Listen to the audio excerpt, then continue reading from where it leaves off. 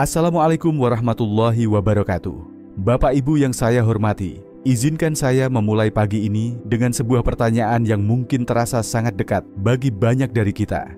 Apakah Bapak Ibu pernah merasa ingin buang air kecil, padahal baru saja ke kamar mandi, bahkan belum setengah jam, tapi sinyal itu datang lagi. Rasanya mendesak, membuat kita harus bangun dari tempat tidur. Tapi saat sampai di kamar mandi, yang keluar hanya sedikit, bahkan kadang tidak ada sama sekali. Kalau itu pernah terjadi, Bapak Ibu tidak sendiri. Banyak orang seusia kita mengalaminya, yang membuat hati gelisah. Ini bisa terjadi berkali-kali dalam satu malam. Tidur pun terganggu, tubuh jadi lesu di pagi hari, dan diam-diam kita mulai takut untuk bepergian jauh, karena tak ingin repot bolak-balik cari toilet. Saya tahu perasaan itu. Sebagai seorang dokter yang sudah lebih dari 30 tahun mendampingi kesehatan para lansia, saya, Dr.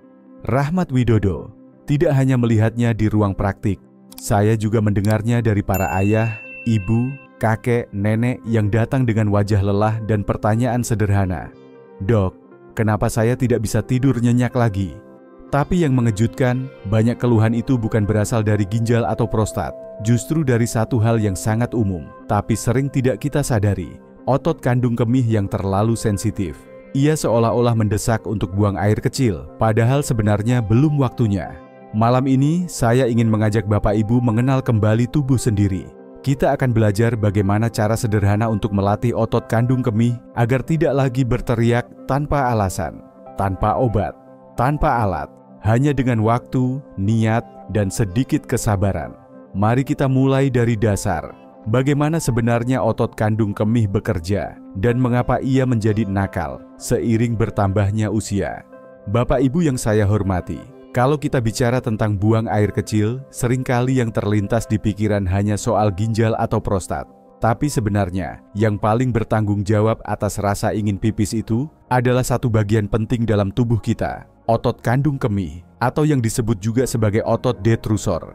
Otot ini bekerja seperti balon yang bisa mengembang dan mengempis. Saat kandung kemih kosong, otot ini rileks. Saat terisi urin, otot akan menegang untuk memberi sinyal bahwa waktunya buang air. Dalam kondisi normal, tubuh kita bisa menahan hingga kandung kemih penuh, baru kemudian muncul rasa ingin pipis. Namun seiring usia bertambah, otot ini bisa menjadi terlalu peka. Ia mengirimkan sinyal sebelum waktunya, padahal kandung kemih belum penuh. Akibatnya tubuh merasa seolah-olah harus segera buang air kecil, padahal sebenarnya belum perlu. Inilah yang disebut sebagai overactive bladder, atau dalam bahasa sederhana, kandung kemih yang terlalu aktif.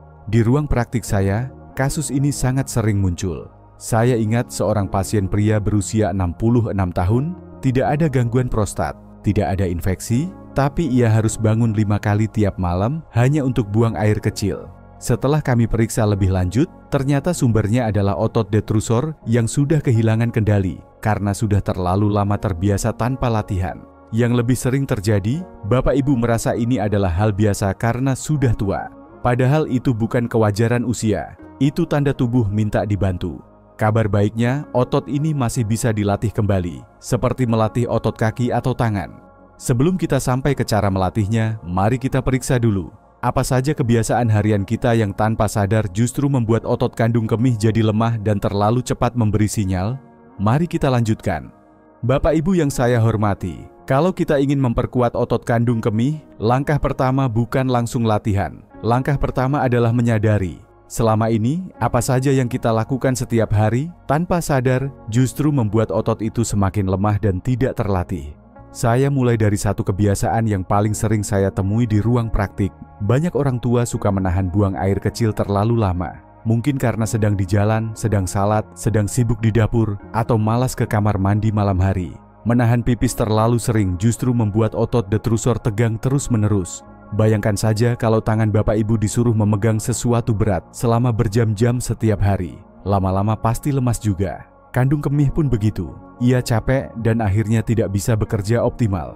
Lalu ada kebiasaan sebaliknya. Terlalu sering buang air kecil meskipun belum benar-benar terasa. Ini biasanya muncul karena rasa takut. Takut bocor, takut susah menahan nanti, jadi lebih baik ke kamar mandi dulu saja sebelum keluar rumah, sebelum tidur, sebelum berangkat salat. Karena terlalu sering buang air tanpa perlu, otot kandung kemih jadi kehilangan kemampuan menunggu. Ia terbiasa dikosongkan saat masih setengah isi. Lama-lama ia kirim sinyal terlalu cepat, padahal belum waktunya. Itu sebabnya banyak lansia akhirnya buang air malam berkali-kali, meskipun tidak ada gangguan medis. Masalah berikutnya yang juga sering terjadi adalah pola minum air yang tidak seimbang. Banyak orang tua takut minum air putih di pagi atau siang karena merasa tidak haus. Tapi malam hari, karena cuaca dingin atau terbiasa, justru minum teh manis, kopi, atau bahkan susu kental. Padahal malam adalah waktu tubuh seharusnya istirahat. Minum banyak saat menjelang tidur, apalagi minuman yang mengandung kafein, akan merangsang kandung kemih lebih cepat penuh dan aktif. Dan hasilnya, kita terbangun untuk ke kamar mandi berulang kali. Saya pernah merawat seorang ibu yang tinggal di desa sekitar Sleman. Setiap malam beliau minum 2 gelas teh manis panas, katanya agar tidur lebih nyenyak. Tapi tiap malam juga beliau harus bangun 3 atau 4 kali untuk pipis.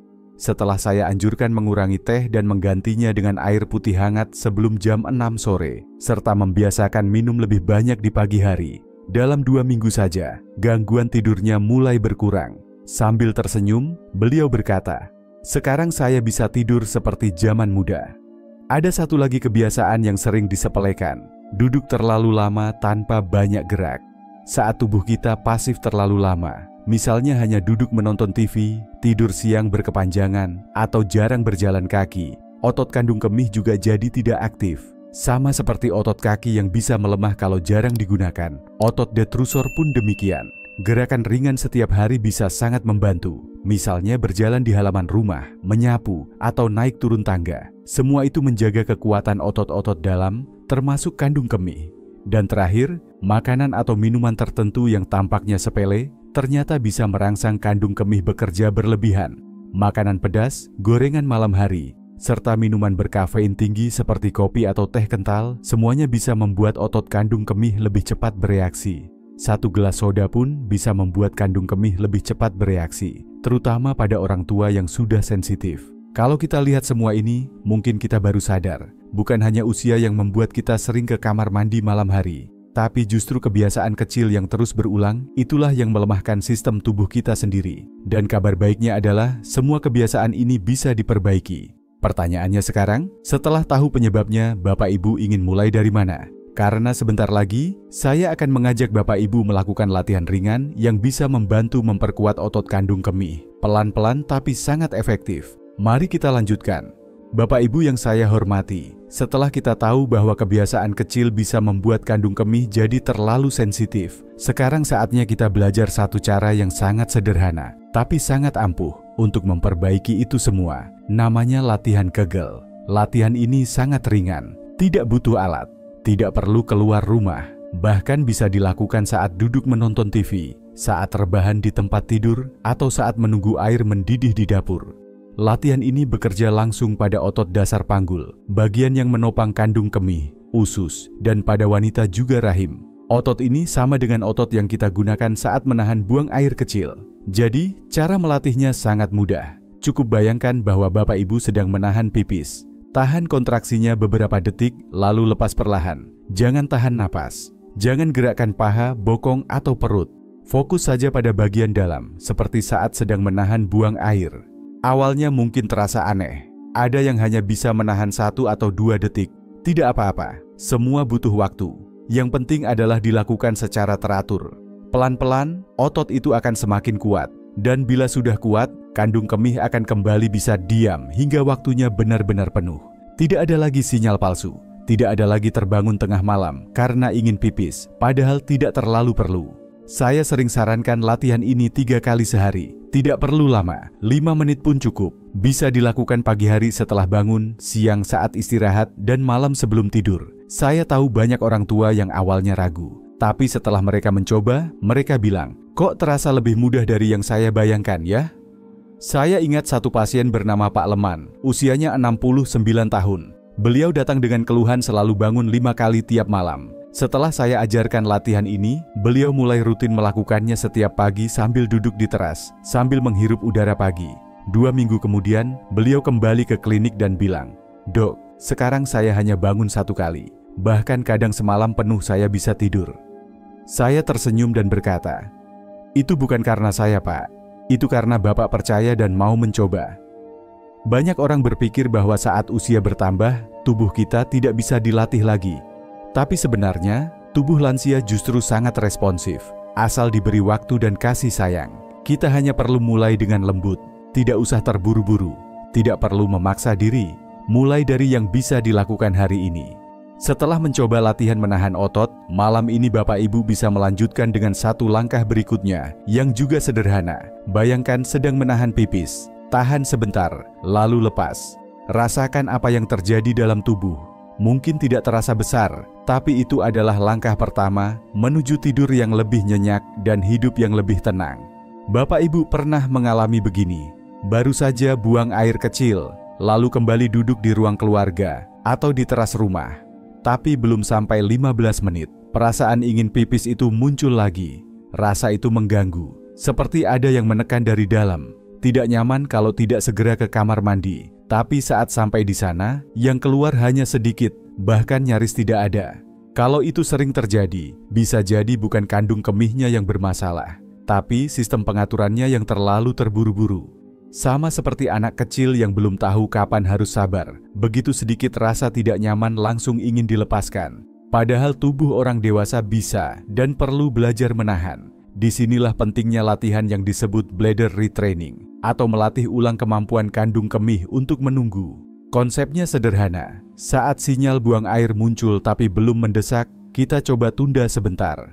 Tidak langsung lari ke kamar mandi, bisa 5 menit saja di awal. Duduk tenang. Alihkan perhatian sebentar, tarik napas perlahan, mungkin sambil berzikir, membaca ayat pendek, atau memejamkan mata. Kalau setelah itu masih terasa, silakan ke kamar mandi. Tapi banyak orang kaget.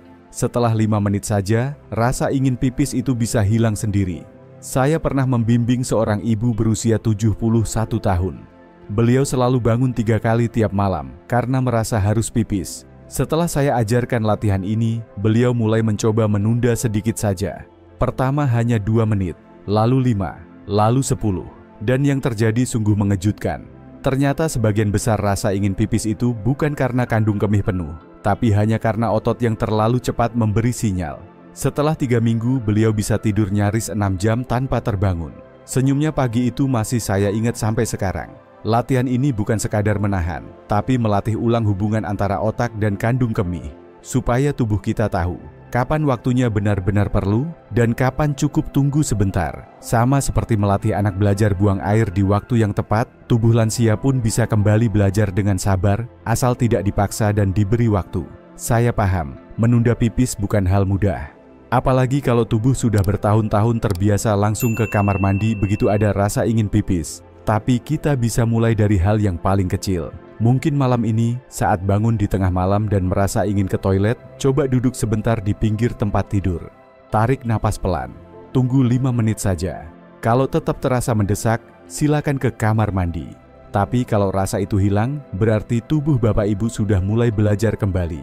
Dan dari latihan kecil itu, perlahan kita bisa mendapatkan kembali sesuatu yang sangat berharga. Tidur malam yang utuh, tenang, dan menyegarkan. Bapak Ibu yang saya hormati, di pagi hari, di banyak rumah dari Jawa, Sumatera, hingga Kalimantan, suasana terasa damai saat ada semangkuk bubur kacang hijau hangat di atas meja. Bukan hanya mengenyangkan, makanan sederhana ini ternyata juga bisa menjadi sahabat bagi kandung kemih yang mulai sensitif. Kacang hijau mengandung magnesium dan serat larut, 2 zat penting yang membantu menyeimbangkan tekanan cairan dalam tubuh, sekaligus meringankan beban kerja kandung kemih. Selain itu, pisang matang juga bisa menjadi pilihan camilan sehat di pagi atau siang hari. Buah ini kaya kalium. Mineral ini membantu menjaga keseimbangan elektrolit dan tekanan darah tetap stabil. Bagi kandung kemih, kestabilan cairan sangat penting agar tidak terlalu aktif mengirim sinyal buang air. Saya sering menyarankan pada pasien lansia untuk mengganti cemilan sore mereka yang biasanya berupa gorengan atau keripik dengan 1 buah pisang dan segelas air putih. Tubuh terasa lebih ringan dan malamnya pun tidak mudah terbangun karena ingin pipis. Minuman pun punya peran besar. Air putih memang yang utama, tapi waktu meminumnya lebih penting dibanding jumlahnya.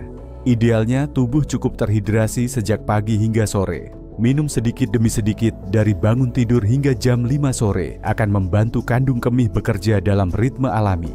Tapi kalau Bapak Ibu minum terlalu banyak setelah maghrib, apalagi minuman seperti teh kental atau kopi, itu bisa memicu kandung kemih lebih aktif justru saat tubuh seharusnya istirahat.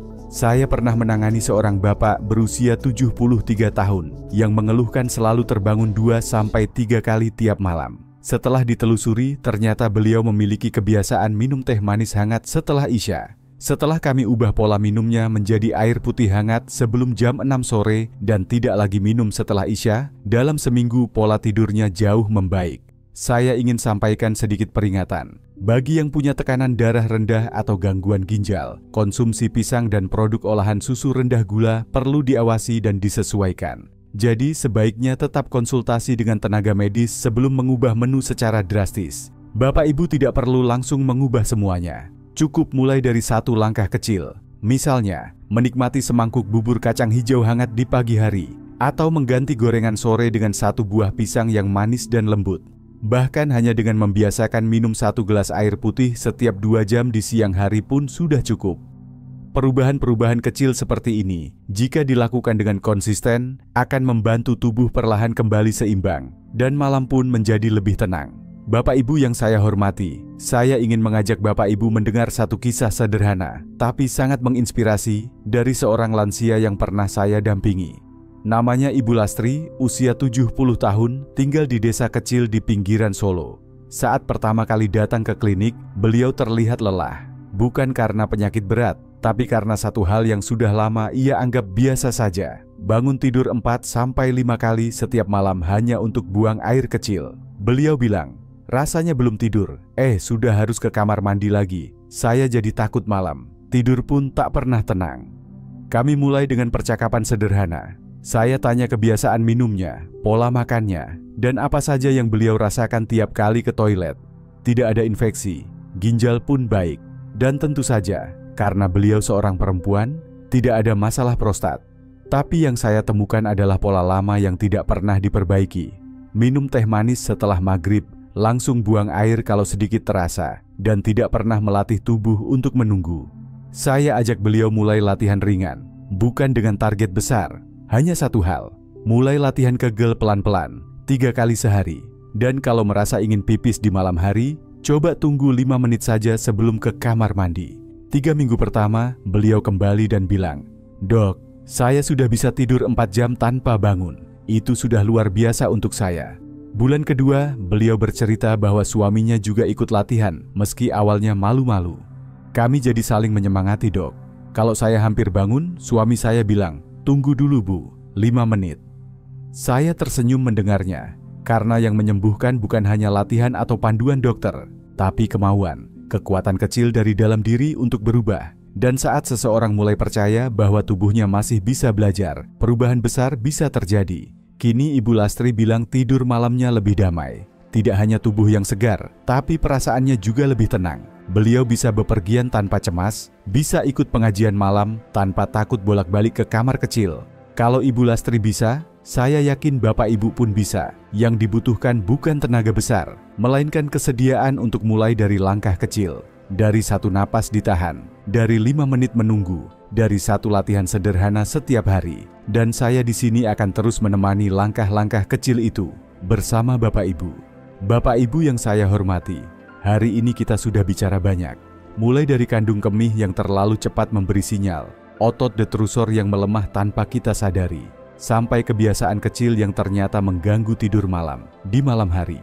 Tapi kita juga sudah belajar bahwa semua itu bisa diperbaiki, bukan dengan obat mahal, bukan pula dengan alat rumit, hanya dengan mengenali tubuh sendiri, mengubah satu kebiasaan, dan melakukan satu latihan kecil secara konsisten, dengan niat baik dan sedikit kesabaran. Saya tidak mengajak Bapak Ibu mengubah semuanya sekaligus, tapi malam ini sebelum tidur, saya ajak coba satu hal sederhana. Saat rasa ingin pipis datang, jangan langsung berdiri, duduk sebentar. Tarik napas perlahan, tunggu 5 menit saja, biarkan tubuh Bapak Ibu sendiri yang menjawab, apakah benar-benar perlu atau hanya sinyal palsu yang selama ini terlalu kita percayai. Kalau bisa ditahan, itu artinya tubuh Bapak Ibu masih kuat, masih bisa diajak bekerja sama. Dan kalau dilakukan terus-menerus, maka pelan-pelan tubuh akan belajar kembali menunda, seperti waktu kita masih muda.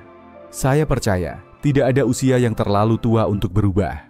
Selama masih ada kemauan, selama masih ada waktu, tubuh kita bisa dilatih, dan malam bisa kembali menjadi waktu istirahat yang benar-benar damai. Kalau video ini bermanfaat, saya mohon bantuannya untuk membagikan kepada teman sebaya, saudara, atau tetangga yang juga sering terbangun di malam hari. Mungkin mereka juga membutuhkan harapan baru, seperti yang Ibu Lastri temukan. Silakan tinggalkan komentar, cerita, atau pertanyaan di bawah.